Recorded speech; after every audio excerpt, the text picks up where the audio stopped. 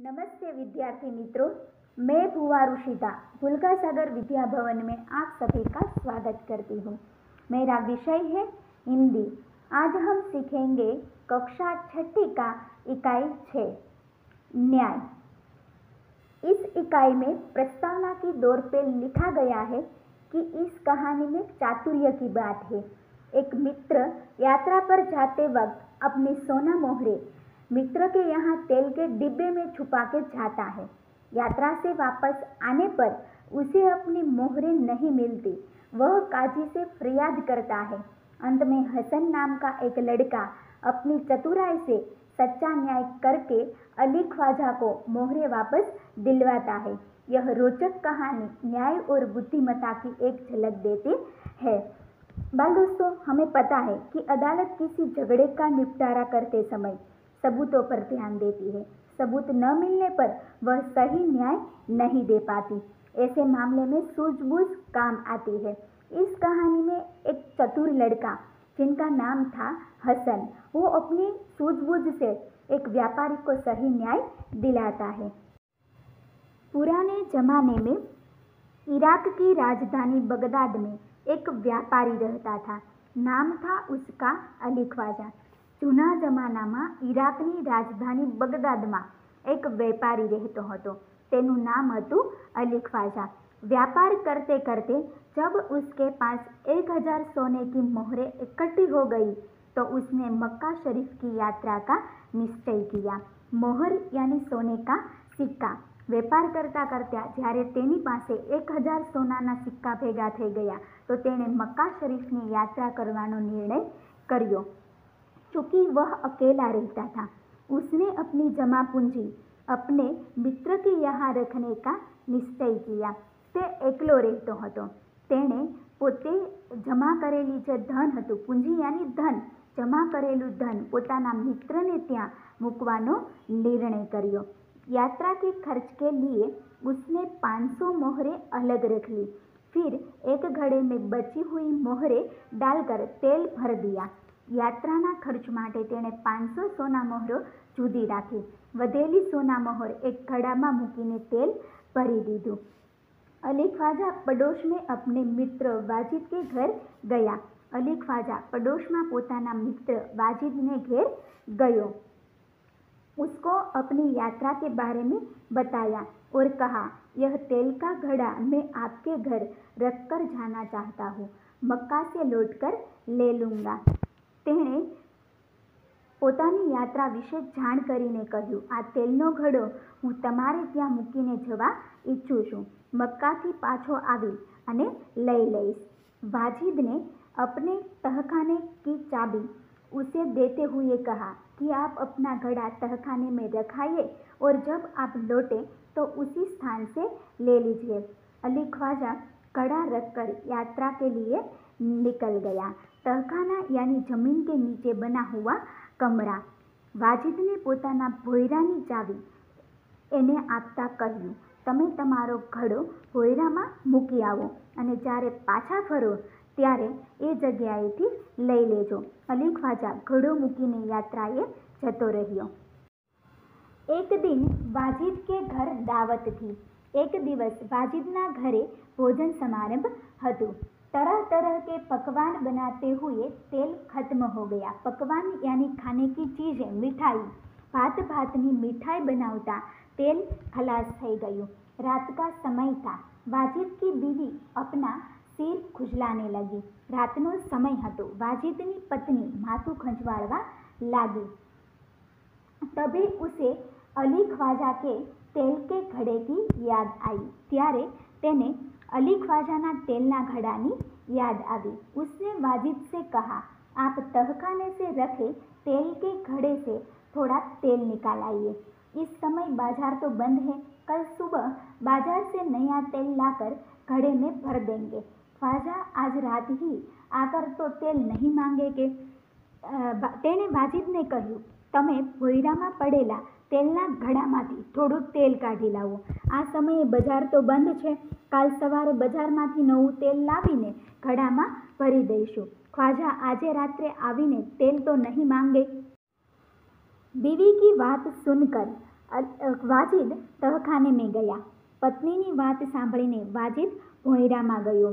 जब घड़े की सील खोलकर तेल निकालने लगा तब घड़े में से सिक्कों की आवाज आई। જ્યારે ઘડાનું सील तोड़ीने तेल काढ़वा लाग्यो त्यारे घड़ामांथी सिक्काओनो खणखणाट संभळायो। उसे लगा कि घड़े में तेल के नीचे कुछ है। તેને लाग्યું कि घड़ा में तेल नीचे કંઈક છે। इसीलिए उसने दूसरे बर्तन में सारा तेल निकाल दिया। आथी बधु तेल बीजा वासण में काढ़्यु। उसने देखा कि घड़े में तो 500 सोने की मोहरें थी। तेणे जोयु कि घड़ा में तो 500 सोनाना सिक्का है। उसने उन मोहरों को अपनी तिजोरी में छिपाकर रख दिया और तेल लाकर बीवी को दे दिया। तेणे ते मोहरो पोतानी कबाटनी अंदर मूकी दीधी अने तेल लावीने पत्नी ने आपी दीधुं। दूसरे दिन उसने बाजार से नया तेल लेकर घड़े में भर दिया। उसे वैसे ही सीलबंद कर दिया जैसे कि ख्वाजा अली ने किया था। बीजा दिवसे तेणे बजारमांथी नवुं तेल लावीने घड़ामां भरी दीधुं। जेवी रीते ख्वाजा अलीए कर्युं हतुं तेवी ज रीते तेणे घड़ानुं सील बंद करी दीधुं। कुछ दिनों के बाद ख्वाजा मक्का की यात्रा से वापस आया।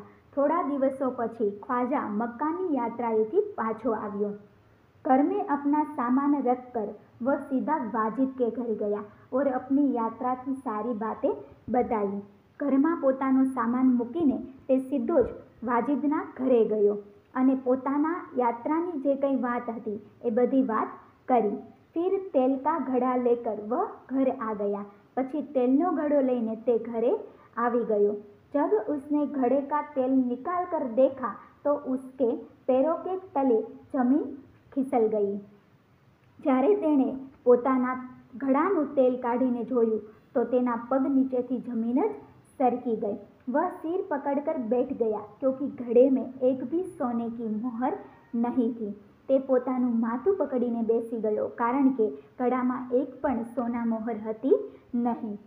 वह सोचने लगा अब क्या किया जाए। તે વિચારવા लाग्यो कि હવે શું કરવું। वह उल्टे पांव वाजिद के घर गया और अपनी मोहरें मांगने लगा। उल्टे पांव जाना यानी फौरन जाना। તે તરત જ વાજિદને ઘરે ગયો અને પોતાની सोना मोहरों मांगवा लाग्यो। वाजिद ने कहा कि सीलबंद तेल का घड़ा आपको उसी स्थान से मिला जहां आप रख कर गए थे। मैंने तो उसे हाथ भी नहीं लगाया। मैं कैसे मान लूं कि उसमें सोने की मोहरें थी।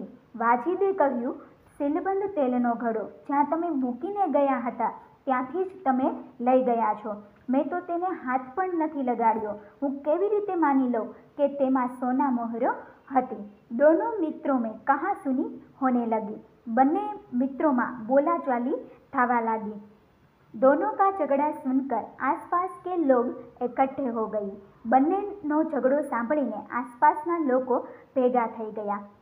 उन्होंने जब झगड़े को बढ़ते हुए देखा तो ख्वाजा से कहा कि आप काजी की अदालत में जाइए, वह ही आपके झगड़े को मिटा सकते हैं। लोकोए જ્યારે ઝઘડો વધતો જોયો ત્યારે ખ્વાજાને કહ્યું કે આપ કાજી એટલે ન્યાયાધીશની અદાલતમાં જાઓ, તે જ આપનો એટલે તમારો ઝઘડો પતાવી શકે તેમ છે। ख्वाजा ने अदालत में अपनी बात रखी परंतु पक्के सबूतों के अभाव में उसे वहां से निराश लौटना पड़ा। ख्वाजाए काजीनी अदालत में पोतानी बात रजू करी परंतु पाका पुरावाना अभावे तेने त्यांथी निराश पाछा फरवू पड़्યું। तब उसने बगदाद के खलीफा के यहाँ अपील की और न्याय मांगा। त्यारे तेणे बगदादना खलीफाने त्यां अपील करी अने न्याय मांग्यो। खलीफा ने उसकी अपील स्वीकार कर ली। खलीफाए तेनी अपील ने स्वीकारी लीधी। खलीफा ने सारे मामले पर विचार करने के लिए कुछ समय मांगा। खलीफाए समग्र बाबत पर विचार करवा माटे थोड़ो समय मांग्यो। 1 सप्ताह बाद का समय सुनवाई के लिए दिया गया था। 1 सप्ताह पछीनो समय सुनवाई माटे राखवामां आव्यो। ख्वाजा और वाजिद का किस्सा अब प्रख्यात हो गया था। ख्वाजा अने वाजिदनो किस्सो हवे प्रख्यात થઈ ગયો હતો। खलीफा एक दिन अपना वेश बदलकर शहर में घूम रहे थे। खलीफा एक दिवस वेश बदली शहर में फरी રહ્યા હતા। तभी उन्होंने कुछ लड़के को न्यायालय का खेल खेलते हुए देखा। ત્યારે તેમણે કેટલાક છોકરાઓને ન્યાયાલયની રમત રમતા જોયા। वह छिपकर उनका खेल देखने लगे। તેઓ છુપાઈને તેમનો ખેલ જોવા लाग्या।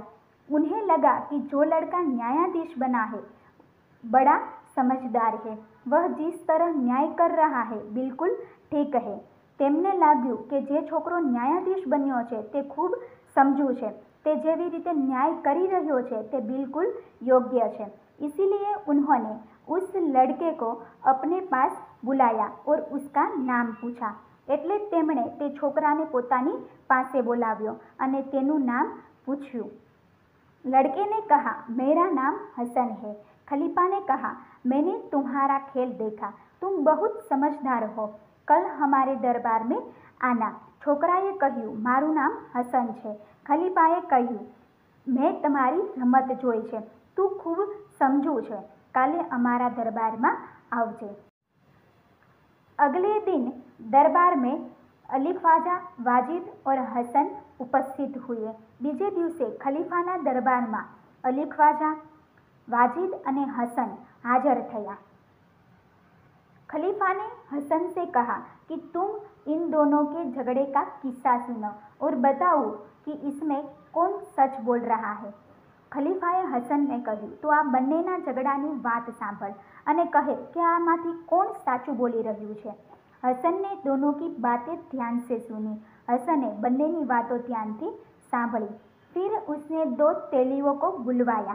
પછી તેણે બે તેલીઓને દરબારમાં બોલાવ્યા। थोड़ी देर में दो तेली आ गए। थोड़ी बार में बे तेली आवी गया।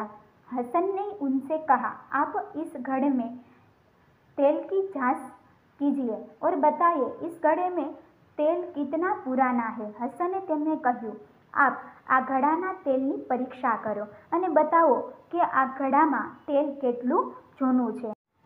दोनों तेलियों ने बारी बारी से तेल को देखा, सूंघा और चखा, फिर अपना निर्णय लिया।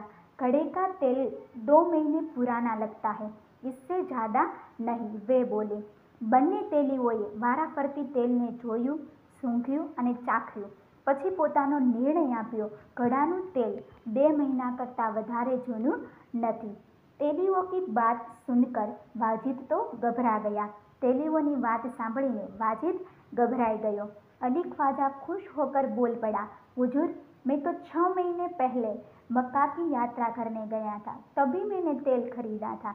अली ख्वाजा खुश થઈને બોલી ઉઠ્યો, हुजूर, હું તો 6 મહિના પહેલા મક્કાની યાત્રા કરવા ગયો હતો, ત્યારે મેં તેલ ખરીદ્યું હતી। तेलियों और अली ख्वाजा की बात सुनकर सबको वास्तविकता का ज्ञान हो गया। तेलियों અને અલી ખ્વાજાની વાત સાંભળીને સૌને વાસ્તવિકતાનું જ્ઞાન થઈ ગયું। खलीफा को न्याय के लिए सबूत मिल गया था। खलीफा ने न्याय माटे पुरावो मળી गयो હતો। खलीफा ने हसन को धन्यवाद दिया और वाजिद से कहा कि आपने अली ख्वाजा के घड़े से तेल और मोहरें निकाली है, आप उन्हें वापस कीजिए और चोरी और विश्वासघात के अपराध की सजा भुगतीए। खलीफाने हसनने धन्यवाद आप्या અને વાજિદને કહ્યું, આપે અલી ખ્વાજાના ઘડામાંથી તેલ અને સોના મોહરો કાઢી છે, તે તમે તેને પાછું આપી દો અને ચોરી તથા વિશ્વાસઘાતના अपराधની सजा भोगवो। खलीफा ने हसन को बहुत सारा पुरस्कार दिया। खलीफाए हसन ने पुरस्कार आप्यो। खलीफा के दरबार में उपस्थित सभी लोगों ने हसन की सूझबूझ और न्याय की भूरी भूरी प्रशंसा की। खलीफाना दरबाરમાં હાજર સૌ લોકોએ હસનની સૂઝ સમજણને અને ન્યાયની ભારે પ્રશંસા કરી।